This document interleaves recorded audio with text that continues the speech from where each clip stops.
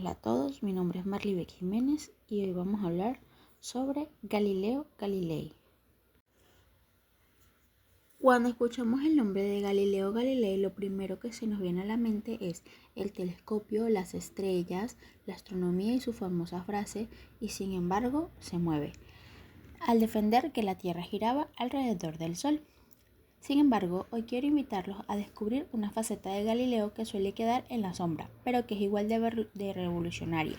Su papel fundamental como uno de los grandes pioneros de la biomecánica, es decir, la ciencia aplicada a los seres vivos. Galileo fue un astrónomo, físico, ingeniero y matemático italiano del Renacimiento, que cambió para siempre las reglas del juego. Él impuso el método científico. Nos enseñó que la ciencia no basta con filosofar o suponer las cosas desde un sillón, sino que hay que experimentar, observar y medir de forma rigurosa. Y aunque dedicó su gran parte a la vida de los cosmos, en sus últimos años, ya ciego y bajo arresto domiciliario, dirigió su brillante mente hacia la mecánica de las estructuras aquí en la Tierra, incluyendo los propios cuerpos de los animales y los seres humanos. En el año 1638, casi al final de su vida, Galileo publicó de forma clandestina su obra cumbre, Discursos y demostraciones matemáticas en torno a dos nuevas ciencias. Una de esas nuevas ciencias de la que hablaba era la resistencia de los materiales. Galileo quería entender cómo las estructuras soportan cargas sin romperse, pero aquí viene lo genial. Él no limitó este estudio a puentes, barcos o edificios construidos por el hombre. Galileo fue el primero en aplicar estas leyes de la geometría y la resistencia de materiales a las estructuras biológicas. Analizó el esqueleto de los animales y descubrió que los huesos no son simples piezas de soporte pasivo, sino que obedecen estrictamente a las leyes de la física para sostener el propio peso animal y resistir a las tremendas fuerzas que se generan correr, saltar o volar. Esta es, sin duda, la aportación más brillante de Galileo a la biomecánica, la ley de escala cuadrático-cúbica.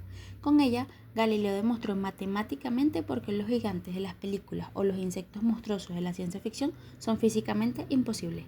La regla es sencilla pero implacable. Si duplicamos el tamaño de un animal manteniendo su forma exacta, su superficie y la sección transversal de sus huesos se multiplican por 4, es decir, al cuadrado, pero su volumen y por tanto su peso total se multiplica por 8, es decir, al cúbico.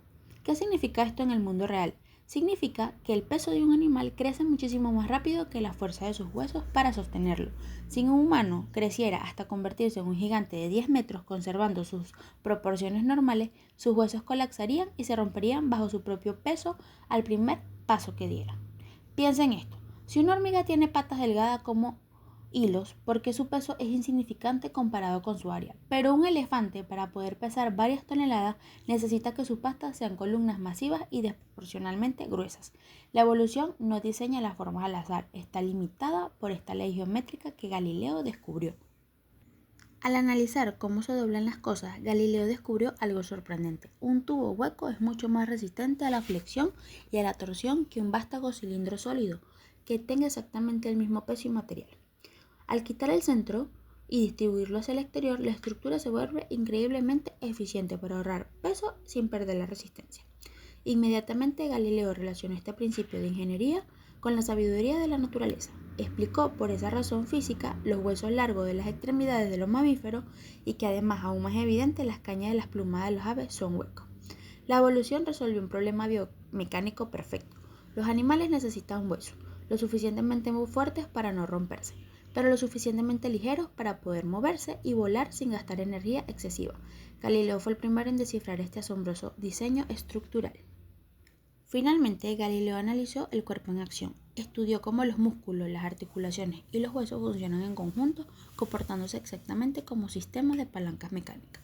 Se dedicó a estudiar la física detrás de los saltos en animales y demostró cómo la longitud de las extremidades influyen directamente en la fuerza mecánica y en la velocidad que pueden alcanzar al hacerlo. Demostró que las leyes de la estática y la dinámica que rigen las máquinas construidas por el hombre son exactamente las mismas que rigen el movimiento animal.